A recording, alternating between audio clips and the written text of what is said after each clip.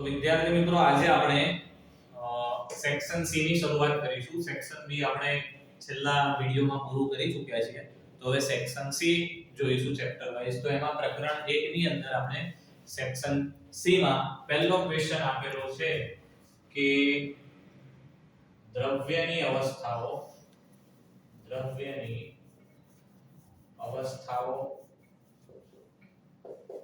કેમ ઉદ્ભવે છે? અવસ્થાઓ કઈ છે, એટલે કઈ અવસ્થાઓ છે તેના એક ઉદાહરણ આપો.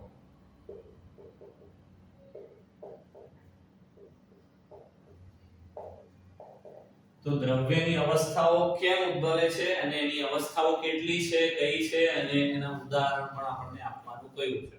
તો દ્રવ્ય બધા જ એક સમાન હોતા નથી. દ્રવ્યના જે કણો છે એની લાક્ષણિકતામાં આપણને ઘણો બધો ડિફરન્સ તફાવત જોવા મળે છે. તો આ જે દ્રવ્યોના જે કણો છે એની જે લાક્ષણિકતાઓમાં તફાવત જોવા મળે છે એને કારણે જ આ દ્રવ્યની જે છે અવસ્થાઓ ઉદ્ભવે છે. દ્રવ્યના કણોના જે લક્ષણો છે એ સમાન હોતા નથી, એટલા માટે એની લાક્ષણિકતાને કારણે એના જે અવસ્થાઓ છે ઉદ્ભવે છે. હવે દ્રવ્યની અવસ્થાઓ કઈ છે? તો જો કણો એકબીજાની વધારે નજીક રહે તો ઘન અવસ્થા બનાવે. જો કણો વચ્ચે થોડોક એના કરતા વધારે અવકાશ આવેલો હોય તો એ પ્રવાહીનું નિર્માણ કરે. અને જો કણો એકબીજાથી ઘણા બધા દૂર અંતરે આવેલા હોય તો એ વાયુ અવસ્થાનું નિર્માણ કરે છે. એટલે આપણને ત્રણ અવસ્થાઓ બતાવવામાં આવેલી છે: ઘન અવસ્થા, પ્રવાહી અવસ્થા અને વાયુ અવસ્થા. તો લખી લઈએ કે કેમ ઉદ્ભવે છે. તો દ્રવ્યના કણોની લાક્ષણિકતા એક સમાન હોતી નથી, જેના લીધે દ્રવ્યોની અવસ્થા ઉદ્ભવે છે. હવે અવસ્થાઓ કઈ છે? તો દ્રવ્યની ત્રણ અવસ્થાઓ. નંબર 1 ઘન, નંબર 2 પ્રવાહી અને નંબર 3 વાયુ અવસ્થા આપવામાં આવેલી છે. એટલે આ ત્રણ અવસ્થા છે: ઘન અવસ્થા, પ્રવાહી અવસ્થા અને વાયુ અવસ્થા. તો ઉદાહરણ જોઈ લઈએ બધા. તો ઘન અવસ્થા માટે ઉદાહરણ, ઘન અવસ્થામાં જે પદાર્થના દ્રવ્યો ધરાવતા હોય તો ઉદાહરણ શું? તો જોઈએ આપણે તો કોઈ પણ ઘન પદાર્થ એટલે કે પથ્થર છે, લાકડું છે વગેરે આ ઘન અવસ્થા ધરાવે છે. બીજું છે પ્રવાહી અવસ્થા. તો દૂધ છે, પાણી છે, જ્યુસ છે, શરબત છે, આ બધું પ્રવાહી અવસ્થા ધરાવે છે. અને ત્રીજું છે વાયુ અવસ્થા.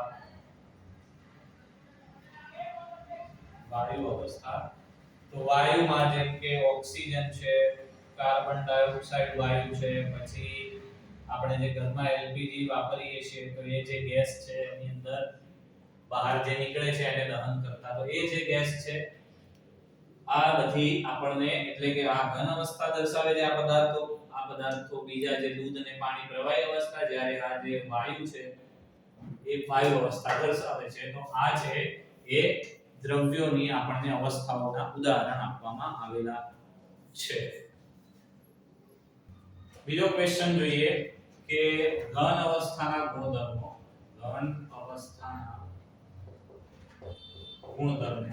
જણાવો. એટલે કોઈ પદાર્થના જે દ્રવ્યો છે એ ઘન અવસ્થામાં છે એ આપણે કયા ગુણધર્મો પરથી કહી શકીએ એના વિશે આપણે સમજવાનું છે. તો ઘન અવસ્થા એટલે કે જેમાં આપણે જે પદાર્થના દ્રવ્યો જોઈએ તો એનો દળ આપેલું હોય છે, પણ એની સાથે એનો જે કદ અને આકાર જે છે એ નિશ્ચિત હોય છે. એનો કદ અને એનો આકાર ઘન પદાર્થના દ્રવ્યો માટે એ નિશ્ચિત હોય છે, એ બદલી શકાય નહીં. પથ્થરને આપણે કોઈ થેલીમાં મૂકીએ કે કોઈ ડોલમાં ભરીએ તો એનો આકાર બદલાતો નથી, અને જેટલો કદ એ થેલીમાં રોકશે જગ્યા એટલું જ એ ડોલમાં મૂકીએ તો પણ રોકશે. એટલે એનું કદ અને જે આકાર છે ઘન પદાર્થ માટે એ નિશ્ચિત હોય છે. પછી કે તે વહનશીલતાનો ગુણ ધરાવતા નથી, એટલે કે જે ઘન પદાર્થ છે એ વહન પામી શકે નહીં. જેમ પાણીને આપણે ઢોળી દઈએ કોઈ સપાટી પર તો એ વહન પામી અને એ બીજી જગ્યાએ સુધી પહોંચી જાય છે. તો જે ઘન છે એ વહનશીલતાનો ગુણ ધરાવતો નથી. પછી આગળ છે કે ઘન પદાર્થ છે એ અદબનીય હોય છે. એને દબાણ આપતા એ દબાતું નથી, એટલે એ અદબનીય હોય છે. પછી આગળ કે ઘન પદાર્થના જે દ્રવ્યોના કણો છે એની વચ્ચે ખૂબ જ ન્યૂનતમ એટલે કે ના એકદમ ઓછો અવકાશ રહેલો હોય છે. તો એના દ્રવ્યના કણો વચ્ચે ખૂબ જ ઓછો અવકાશ રહેલો હોય છે. પછી આગળ છે કે એના દ્રવ્યના કણો વચ્ચે અવકાશ ઓછો રહેલો હોય છે, એટલે કે એ કણો ખૂબ એકબીજાની નજીક હોય, એટલે કે આંતરઆણ્વીય જે આકર્ષણ બળ છે એ આ જે ઘન પદાર્થ માટે છે એ ખૂબ જ સૌથી આપણને વધારે મળે છે. તો લખી લઈએ એના જે આ ગુણધર્મો છે ઘન પદાર્થ માટેના. તો પહેલો કે ઘન અવસ્થામાં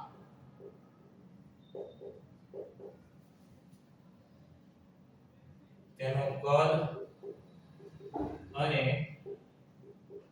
આકાર નિશ્ચિત હોય છે. નિશ્ચિત હોય છે. બીજો ગુણધર્મ તે અદબનીય હોય છે, એટલે કે ઘન પદાર્થને આપણે દબાવી શકતા નથી દબાણ આપીને. અદબનીય હોય છે. ત્રીજો ગુણધર્મ તે વહનશીલતાનો ગુણ ધરાવતો નથી. ઘન પદાર્થો જે વહનશીલ હોઈ શકે નહીં. પછી આગળ છે કે તેના દ્રવ્યના કણો વચ્ચે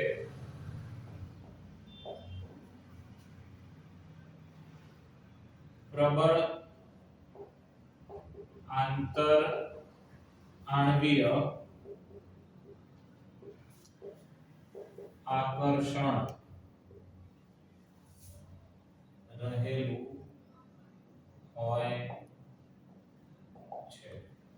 પછી તેના જે દ્રવ્યના કણો છે તેના દ્રવ્યના કણો વચ્ચે ખૂબ જ ઓછો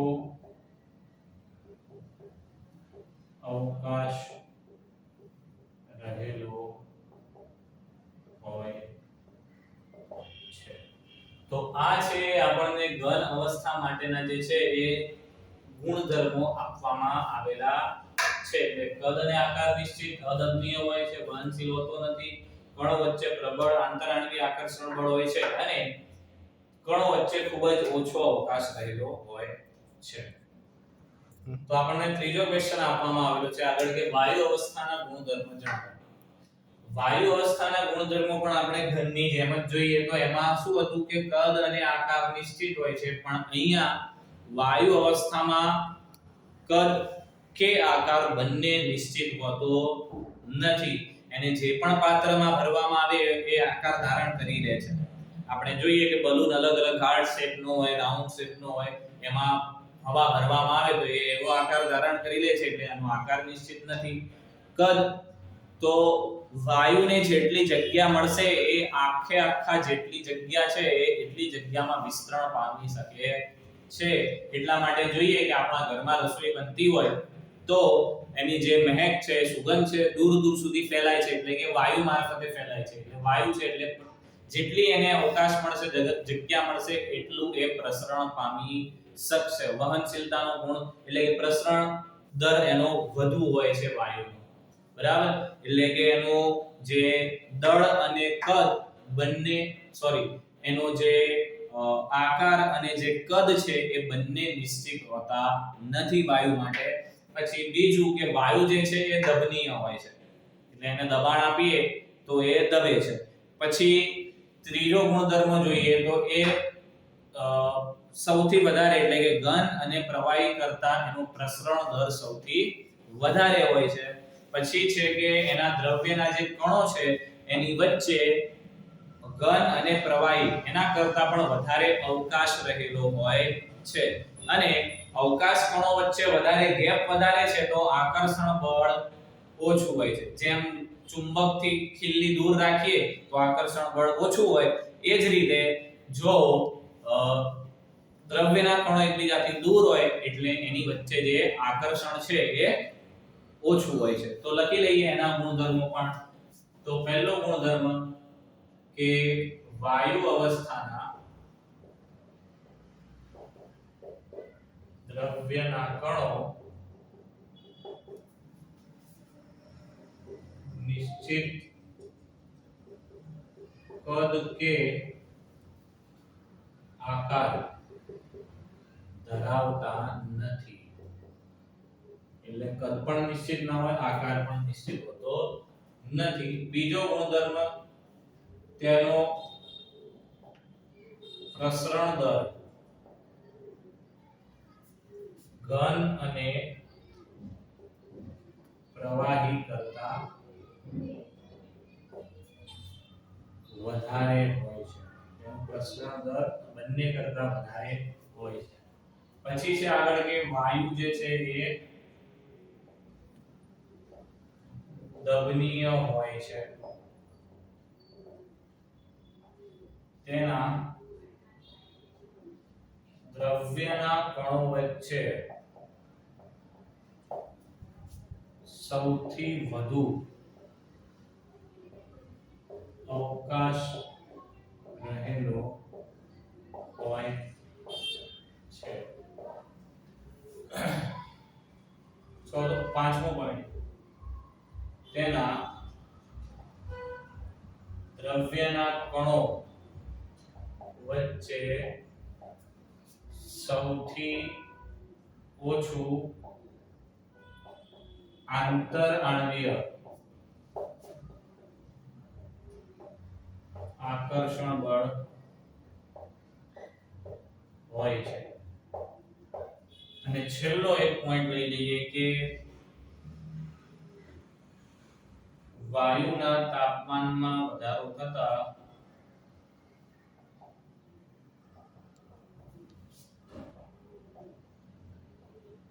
તેના કણોની ગતિ ઊર્જામાં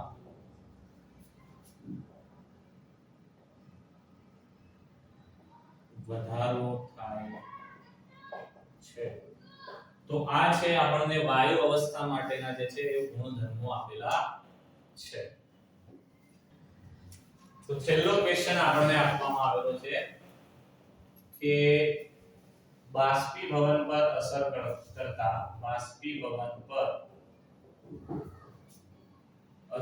કરતા પરિબળો સમજાવો.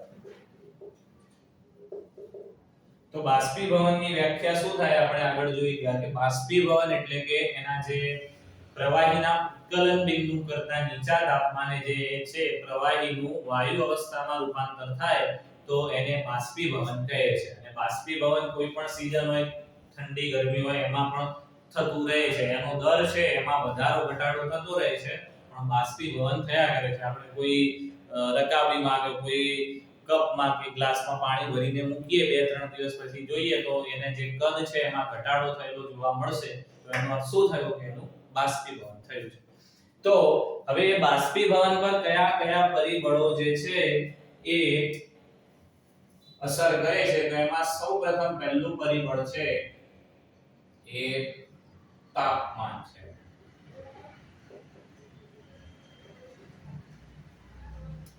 તાપમાન એટલે શું? તો વાતાવરણમાં જે પણ ગરમીનું પ્રમાણ છે એ જે આપણને જે મૂલ્ય દ્વારા મળે છે એને તાપમાન રાશિ કહેવામાં આવે છે.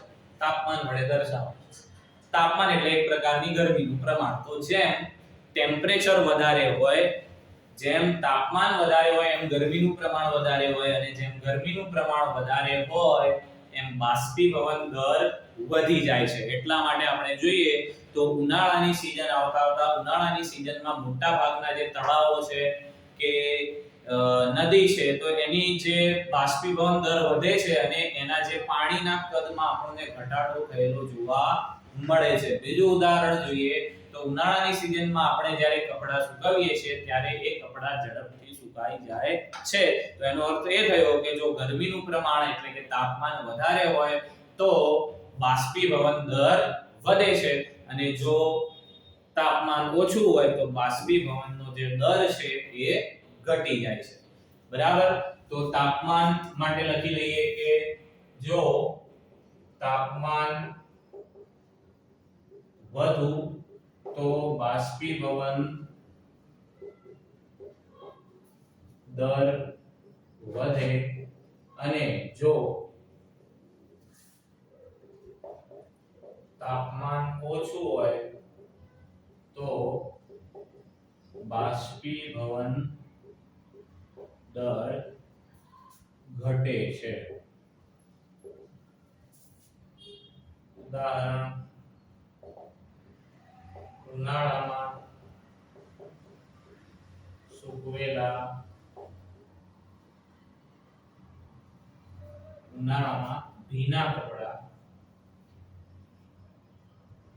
ભીના કપડા ઝડપથી સુકાઈ જાય છે.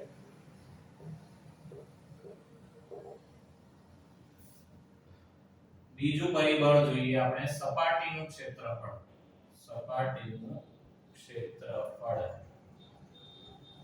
એટલે કે સરફેસ એરિયા. તો જો કોઈ પદાર્થની સપાટીનું ક્ષેત્રફળ વધારે હોય તો એમાં બાષ્પીભવન દર વધારે થાય છે, અને સપાટીનું ક્ષેત્રફળ ઓછું હોય તો બાષ્પીભવન દર ઓછો થાય છે. કોઈ એક જગ્યામાં પાણી ભરેલું હોય એક જ જગ્યામાં તો એને સુકાવવા માટે વધારે સમય લાગે છે, પણ જો એ પાણી ઢોળાયું છે એને આમ ફેલાવી દેવામાં આવે, એની સપાટીનું ક્ષેત્રફળ વધારી દેવામાં આવે તો એ ઝડપથી સુકાઈ જાય છે. એનો અર્થ એ થયો કે બાષ્પીભવન દર વધે છે સપાટીનું ક્ષેત્રફળ વધારવાથી.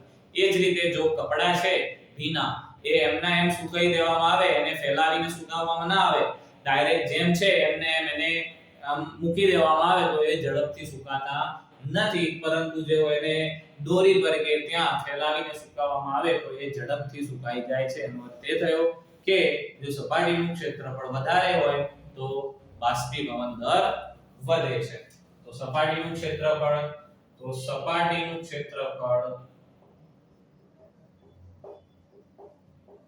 વધારે તો બાષ્પીભવન દર વધુ, અને જો સપાટીનું ક્ષેત્રફળ ઓછું તો બાષ્પીભવન દર ઓછો મળે. તો ઉદાહરણ કપડાનું લખી લઈએ કે ફેલાવીને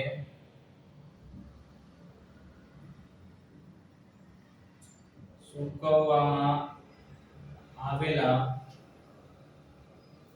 ભીના કપડા ઝડપથી સુકાઈ જાય છે. બરાબર. તો આ થયું સપાટીનું ક્ષેત્રફળ. ત્રીજું પરિબળ છે પવન. તો પવન બાષ્પીભવન પર કઈ રીતે અસર કરે છે? તો ઉષ્માને લીધે એટલે કે ગરમીના લીધે પાણી બાષ્પમાં રૂપાંતર પામે છે. હવે એ બાષ્પને એક જગ્યાએથી બીજી જગ્યાએ જે વહન કરાવવાનું કામ છે એ પવન દ્વારા થાય છે. એટલે જો પવન એ બાષ્પને એક જગ્યાએથી બીજી જગ્યાએ ટ્રાન્સફર કરી દે તો પછી બાષ્પીભવનમાં શું થાય છે? વધારો થાય છે. એટલે કહેવાનો અર્થ એ કે જેમ પવનની ગતિ વધારે હોય તેમ બાષ્પીભવન દરમાં વધારો થાય છે અને જો પવનની ઝડપ ઓછી હોય તો બાષ્પીભવન દરમાં ઘટાડો થાય છે. એટલે પંખા નીચે જે કપડા સૂકવવામાં આવે ઝડપથી સુકાઈ જાય તો પવનની ગતિ વિશે વાત કરવામાં આવી તો પવનની ગતિ વધુ તો બાષ્પીભવન દર વધારે અને જો પવનની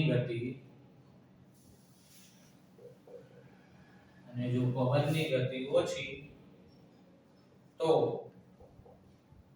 બાષ્પીભવન દર ઓછો મળે. તો ઉદાહરણ પંખા નીચે સૂકવવામાં આવેલા કપડા ઝડપથી સુકાય છે.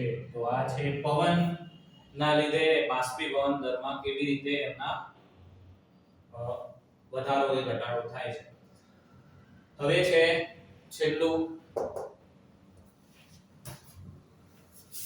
છેલ્લો પરિબળ છે આપણને આપવામાં આવેલું છે એ એક તાપમાન આવેલું સપાટીનું ક્ષેત્રફળ પવન અને છેલ્લું પરિબળ છે ભેજ. દેખાય છે નીચે તો છેલ્લો પરિબળ છે ભેજ.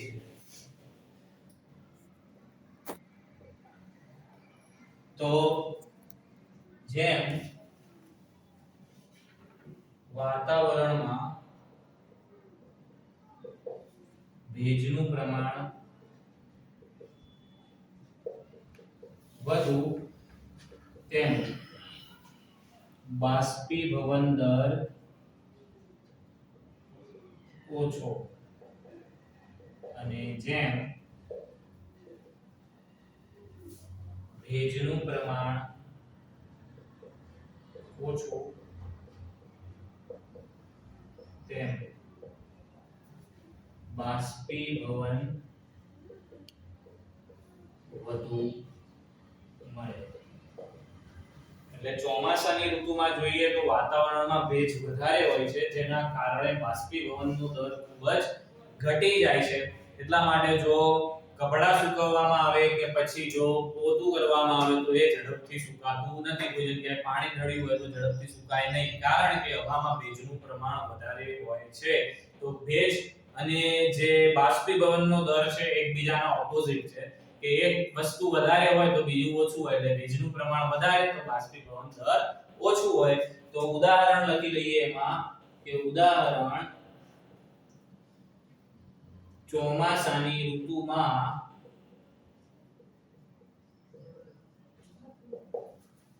કપડાને સૂકવવા માટે